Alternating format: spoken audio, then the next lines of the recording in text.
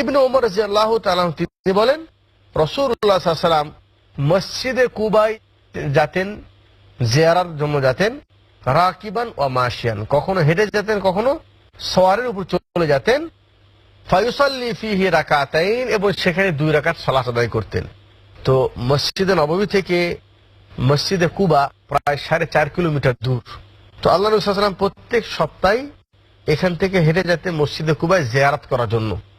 আর সেখানে গিয়ে সালাত আদায় করার ফজিলত কি? আল্লাহ নবী সাল্লাল্লাহু আলাইহি ওয়াসাল্লাম বলেছেন, মান তাওয়াদ্দা ফি বাইতিহি, যে ব্যক্তি তার ঘরে ওযু করলো, ফা আহসানাল ওযু, এবং সুন্দর করে ওযু করলো, সুম্মা আতা মসজিদা কুবা, এরপরে মসজিদে কুবায় আসলো, ওয়া সাল্লা রাকাতাইন, এবং 2 রাকাত সালাত আদায় করলো তাহিয়াতুল মসজিদ, কাআন্নাহা তাদিলু উমরা, বলছেন এই 2 রাকাত সালাত একটা উমরার সওয়াব পাওয়া যায়।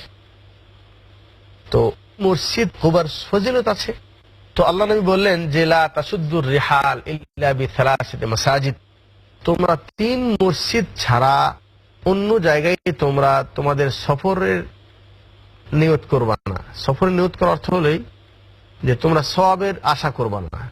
একটা হলো মক্কা, মক্কার মসজিদ, আর একটা হলো মদিনা, আর একটা হলো বাইতুল মুকাদ্দাস। মক্কায় 1 ওয়াক্ত সালাত আদায় করলে 1 লক্ষের অধিক সওয়াব, মদিনায় 1 ওয়াক্ত পড়লে 1000-এর অধিক সওয়াব, বাইতুল মুকাদ্দাসেও একটা রিওয়ায়াতে পাওয়া যায় যে 500 পরিমাণ তার সওয়াব। তো তাহলে দেখা যাচ্ছে যে এই 3টা মসজিদে সওয়াবের উদ্দেশ্যে সফর করা যায়, বরং সওয়াব আশা করতে হবে এই মসজিদে। তবে মসজিদে কুবার যেহেতু বিশেষ একটা গুরুত্ব আছে, 2 রাকাত সালাত আদায় করলে ওমরার সওয়াব পাওয়া যায়, বিধায় সওয়াবের উদ্দেশ্যে সেখানে সফর করতে পারবে।